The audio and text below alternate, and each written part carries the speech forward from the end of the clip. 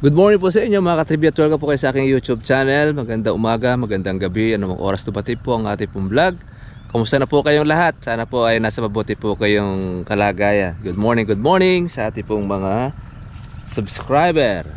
Ito po, monitor po natin mga katribya po yung ating nilagyan po ng ating abono. Tapos ating pong tinubigan.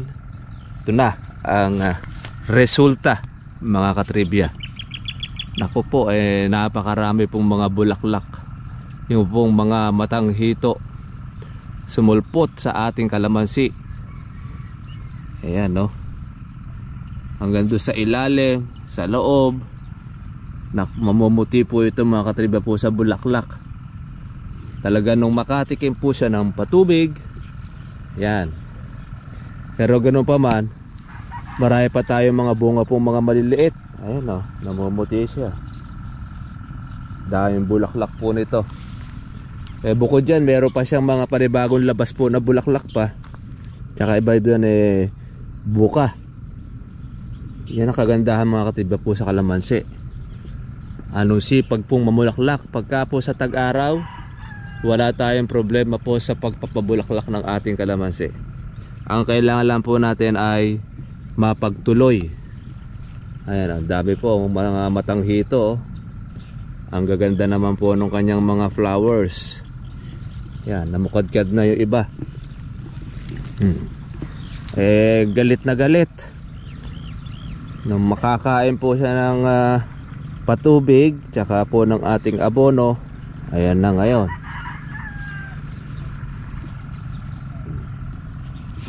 Yun naman pong ating mga bunga mga maliliit. Hindi pa man nakayuko na. Nakayukayok na siya. Ayan. Kita na rin ang mga maliliit, ang ating mga gasaresa, ang ating pan-January. Yung mga bulaklak po natin na ito ang ating pang Marso. Mas marami po ito mga pang Marso na ito. Ayan. Kaya talagang sisipagin tayo ng ating alaga pag ganito po karami ang mga lumulusot na mga bulaklak. Siyempre, ang kailangan din po natin dito mga katribya po ay i-maintain din natin ang ating pag-insecticide. Dahil pagka hindi natin ito pinang-insecticide, ang katribya, hindi rin po ito magtutuloy. Kaya lang, kung ito po mga katribya po ay gamit natin yung organic fertilizer ng ating pong kaibigan, yun naman po ay nakakabawas naman po ng insekto para po siya mga katribya po ay salakayin. Ang ganda naman po ng mga bulaklak mga katribya. Yan, ang gamit lang naman natin dito yung ating chargeable spray. Pero grabe naman po ang bulaklak na lumabas. Namumuti. Kitang kita na meron na pa rin po tayong mga malalaking mga bulaklak. Bubukod-kad. Yan. Tapos ibang mga lumulusot, yung tinatawag natin na matang hito. Kaya gapalito ng posporo. Ayan. Pagka po ganito mga katribya po yung ating bulaklak, gapalito ng posporo o matang hito ang tawag dyan, ay 2 beses po natin ditong ini-spray sa loob po ng 1 linggo.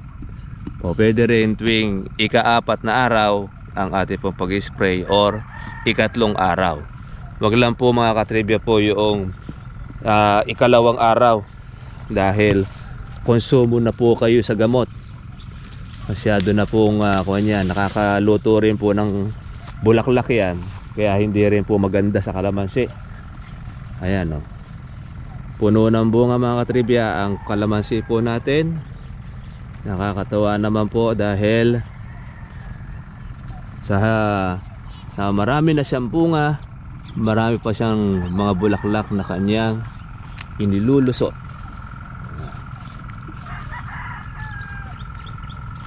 Kaya napakasipag talagang mamunga kapag bata ang inyong kalamansi. Gaya niyan. sa isang sanga niya, marami kang mabibilang. Iba-iba naman ang panahon. Meron tayong pang December, meron naman po tayo pang January, meron rin naman po tayong, ayan yung pong gamunggo na yan, nakukuha na po yan sa last week ng January or first week ng February. Yan. Ayan, ang mga buo naman mga katribya. Kung di natin ito mga katribya po in-spray, ang bunga natin mga sira na yan. Tingnan nyo. Ito na nga, ito in-spray natin, mayroon pang mga nasisira. How much more kung hindi pa i-sprayin. Pero kagandahan naman yan ay okay naman po yung gamot na ating ginagamit dahil majority po ang buo.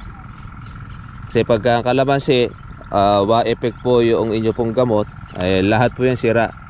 Konti lang po matitirang buo. Lahat yan, laglag yan. Pero kung yan ay okay, mga katribya, kaya sulit. Sulit ang ating pag-aalaga, pati rin po yung ating pagpapatubig. Nako, ayan, ang dami pong bulaklak sa loob at labas. Mamumuti ito pagka bumukadkad mga katribya. Yan. Kaya sa Tagaraw, ang paraan o technique na ating ginagawa para mamukadkad sa mamuti ang kalamansi po sa bulaklak, yung ating pagtitigang. Yan, magiging ganito yan mga katribya. Itong laylayan na ito, punong-puno ng bulaklak, ganyan siya magiging kalaki. Para po siya magiging sampagita. Ayan, ang dami pong mga maliliit na bulaklak, naglusutan na lahat. Tapos yung mga bunga natin, mga maliliit na ito, lilintog na. So, yun po yung abono po natin ni Mr. Marvin. Habang tinutubigan natin siya, kuha siya ng nutrition. Na tapos hindi lang po siya sa isang tubigan nauubos ang kanyang pampataba. Habang diretso, continuous nating inaalagaan, diretso po ang pagkain niya. Kaya yan po yung mas mahigit pa doon sa triple 14. Nilalagyan po natin po ng sulfate dahil para naman po siya mag-produce ng maraming bulaklak kagaya po nito. Ayan, dami. Ay nako, mamumuti sa bulaklak po ang ating kalamansi. Yung po mga pinagpitasan po ng ating bunga ng mga nakaraan, pinalitan na po siya ngayon ng mga bulaklak.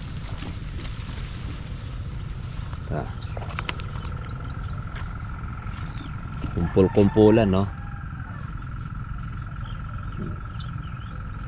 tataba naman ng mga bulaklak natin. Yan. Yan ang kagandahan po noong merong organic fertilizer, matataba ang bulaklak, malulusog. Yan, timano, may laman na siya kaagad. Di ba kagaya mga katribya na ginagamit po nating fertilizer na nakasanayan na, tama nga na marami pong bulaklak, kaya lang wala naman laman yung loob, tsaka madali po siyang malaglag. Compare po natin pagka meron tayong organic, matataba po yung kanyang mga bulaklak.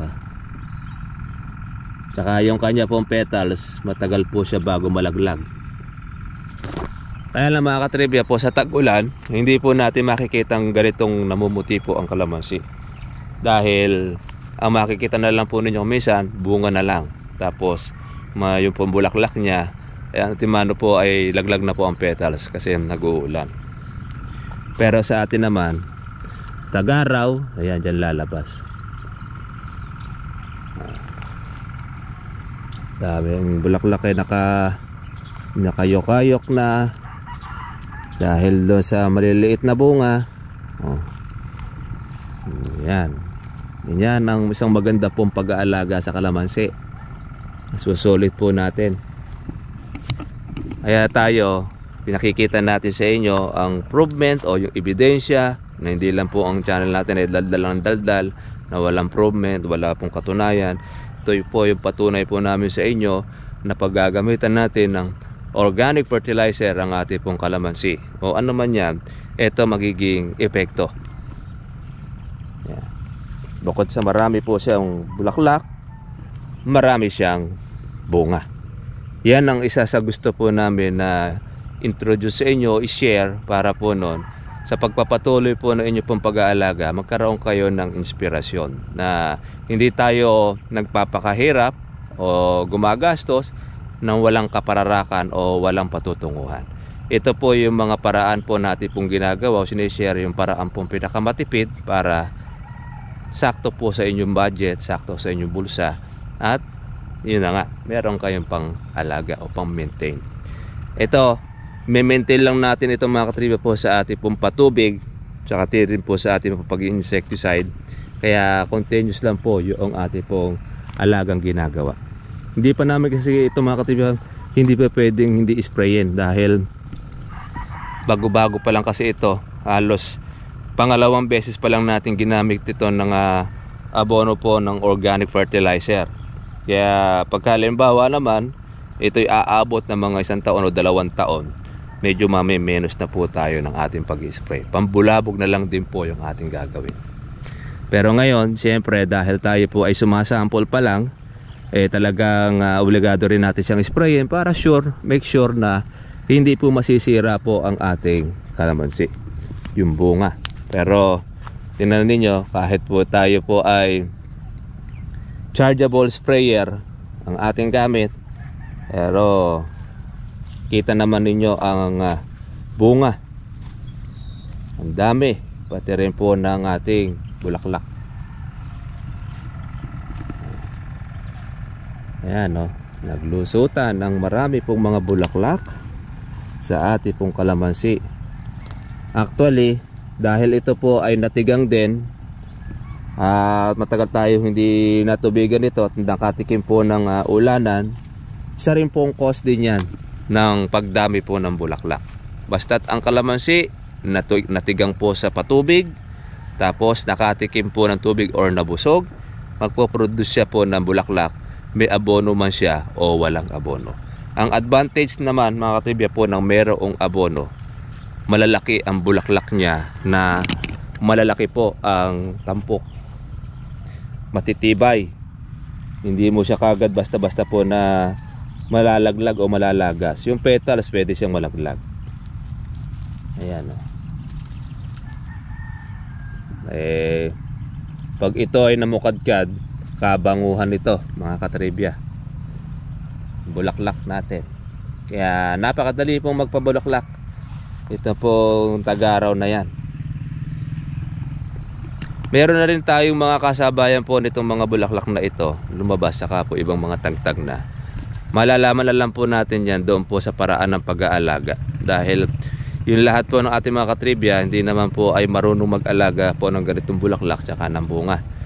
Makikita na lang natin yan pagka po yung bungahan na siya, o kaya pag ganito na po ang size, pag marami pong buo, ibig sabihin marunong ng alaga. Pero pagka marami pong sira, ibig sabihin hindi marunong ang nag-alaga or wala po siyang pang maintenance. Yan lang naman kasi mga trivia ang importante sa kalamansi. Kahit na halimbawa sabihin po natin mababa po ang presyo ng kalamansi, ang bastatang importante po natin, may bunga po ang kalamansi ninyo, meron tayong mapipitas, meron kayong makukuha po na panggastos. Compare natin doon sa hindi po nag-alaga, wala kayong mapipitas, tapos tumatanda pa ang inyong kalamansi. Yun po ang nangyayari. At siyempre nasasayang po ang panahon. Pagka po gano'n na yung kalamansi ninyo mapapabayaan lang na ninyo, tapos hindi rin po ninyo aalagaan, mas mabuti yan mga katribya, ipa-arkila po ninyo para kayo sure po na kumita. Kaya lang sa arkila ay talaga nga namang pag pinuntahan po yan ng mga mag-aarkila, asahan po ninyo pagbalik sa inyo ng kalamansi halos patayin na. Dahil magagaling po yung mga nagsisipag-arkila. Pag gagawin po niyan, pararambihin po ang bunga, talagang pamumutiin sa bulaklak, kasi gusto ng mga umarkila makuha na kagad niya yung kanya pong yung ginastos o yung kanyang pang-arkila. Kaya sa 1 taon na kanyang pag-aalaga, kuha na po yung pang-arkila niya. Yung mga susunod na taon noon, kita na ngayon sa kanyang inarkilang kalamansi. Kung alam po nila yung pong technique. Pero pagka hindi alam po ang technique, nung mag-aarkila, malulugi siya. Kaya maraming malalakas ang loob na mag-arkila po ng kalamansi dahil alam na nila po yung paraan po ng pabunga. Alam na rin po nila paano pamulaklakin. Ito naman po yung kala tatay. Ito, nasa kilikili na rin po yung kanyang mga bulaklak. Ayan, dami na rin kasi itong sa akin unang natubigan, kaya medyo malaki-laki na po yung bulaklak niya. Lahat ng mga kilikili, pati yung siling demonyo, lumalagyan po ng pataba ni Sir Marvin, sumariwa ng husto. Dami rin bunga. Yan mga katribya, kaya share ko lang sa inyo yung pong resulta po ng ating pong inaalagang kalamansi. Hitik sa bunga, hitik pa sa bulaklak. At siyempre meron pa tayong nakukuha na mapipitas sa ating kalamansi. Ganito, hindi pa man nakalaylay na po yung kanyang bunga, kahit maliliit pa lang. Mga puno at tapos mga buo. Yan po ang isa sa maganda sa kalamansi. Puno ang bunga, sunod-sunod. Yan yung mga maliliit. Tapos yung pong ilalabas na bulaklak niyan, another batches po yan ng kanilang ng pag-harvest. Kaya iba't iba pong buwan ang nilalaman po ng mga bunga na yan sa isang puno. Kaya malalaman po ninyo kung kailan po pipitasin ang kalamansi sa size pa lang. Ganun po kami. Bulaklak, alam na rin namin kung kailan yon maha-harvest. Pwede paantala, pwede rin mapaaga. Depende sa gusto ng buyer o sa gusto mo ng may-ari. Kung maganda ang presyo, okay, malit pa lang ang kalamansi, nakukuha na o medium size. Halimbawa naman ikaw, gusto po na maganda-ganda po ang mapalaki ang bunga ng kalamansi mo, kaya lang magiging medium size naman ang presyo. Yung ginagawa ng iba, di ba rin medyo maliit, basta't pasok sa buyer, nakuha niya po ang magandang presyo. So mga katribya, hanggang dito lang po ang ating pong vlog. Monitor lang po natin ang ating pong kalamansi at tayo po ngayon mag-spray para po maging continuous po ang ating pong mga insekto ay mabulabog. Pambulabog lang naman mga katribya po yung ating pong ginagawa dahil hindi naman po natin napapatay ang mga insekto. Sige, God bless po sa inyo lahat. Kita-kita na po tayo po bukas. Bye bye.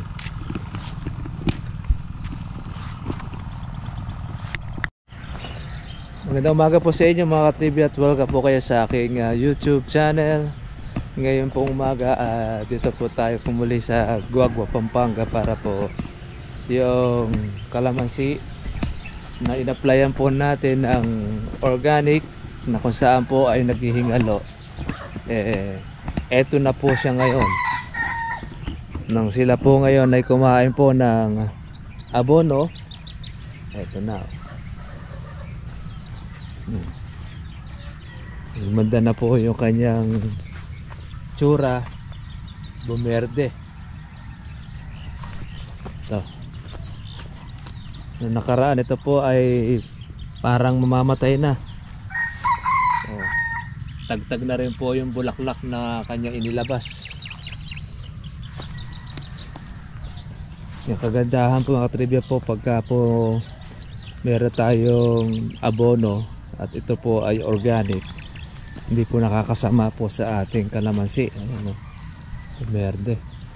Ito naman po yung patubig po ng ating ka-farmers. Ayan. Dahil po sa tindi na po ng init po ngayon mga katribya, kailangan na po natin talagang magpatubig. Ako po kasi ay pinatubigan po natin kay Bernabe dahil meron tayong lakad po ngayon. Ito naman po yung pinaghahandaan po yung pangkuhan ng punla. Ayan, ito yung mga nakaka-recover po yung iba po, nawawala po ang dahon kasi yan po yung mga pina-applyan po natin na pataba. Eh po sa tag-ulan, talagang nabugbog po sila. Ngayon po sa tag-araw, ngayon po ay babawi. Dahil yun po kasi pagkatanim ay naibaon. Pero kung ito po nung tag-ulan po yung nakaumbok, hindi po masyadong masasaktan ng kalamansi. Ito naman po yung ating pong pinagawa sa ating katribya. Gawan tayo ng kamusta po? Ayan, andyan na po yung ating kampula. Ayan, nagtutubig si kuya. Ayan, pupuntahan lang din natin. Medyo matigas pala yung lupa dito. Ayan, malakas po ang tubig dito mga katribya. Malaki na po yung kalamansi. Yung ating ma-applyan po ng abono. Magandahan po mga katribya po ng abono po natin. Habang yan po ay nababasa, continuous po ang pagkain niya. Madami na rin pong bulaklak. Iba po ay may buko na, iba po ay may bunga. Yan. Ayan si kuya. Yung sa gawi po doon, yun ang tataniman po na 500 po ng ating pong subscriber nasa ibang bansa. At nakapag-meet din po tayo ng mga nakaraan nung siya po ay umuwi. At yan nga lang ay babalik din ulit po sila doon sa ibang bansa dahil nandun po yung kanyang trabaho at pati na rin po yung kanyang misis. Ganoon pa man, yan, kakatawa po yung kalamansi. Ang laki na rin po noong pinagbago. Ayan, nagsuloy siya, marami pong usbong. Yan, saka po ng mga bulaklak. Ito yan po ay kusa naman po ito malalaglag kapag ka po ito ay nag-aaraw or dumiretso. Kahit di po natin siya muna po spray na para po magtuloy po ang bunga. Dahil ang goal po natin ito ay ating mapalago ng husto para maging maganda ito pong kalamansi.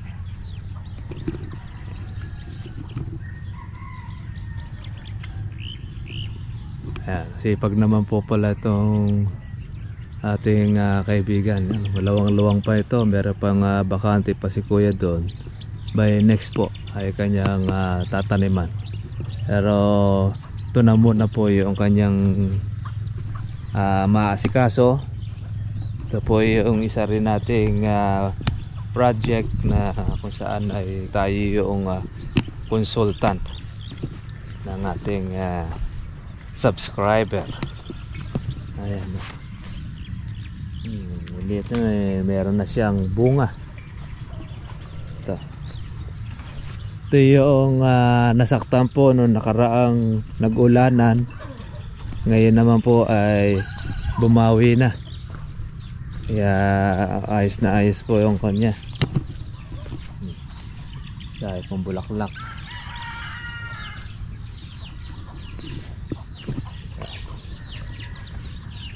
Ibang mga papalitan. Yan, lakas ang patubig ni kuya. Yung po kanyang patubig ay malalim. Hindi mo malaman kung mahigit 10 tubo. Budget po siya na nasa 400,000 noon pa. Matagal na yon. Ano na tayo ngayon? 2023.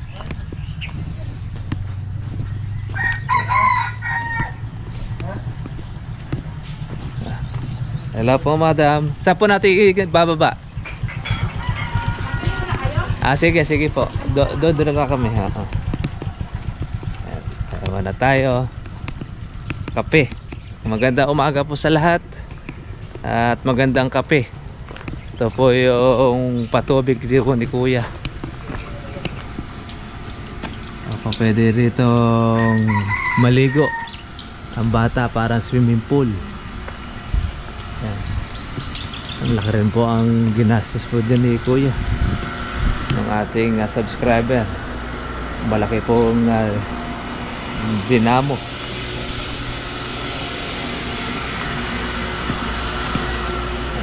Siyang bahay.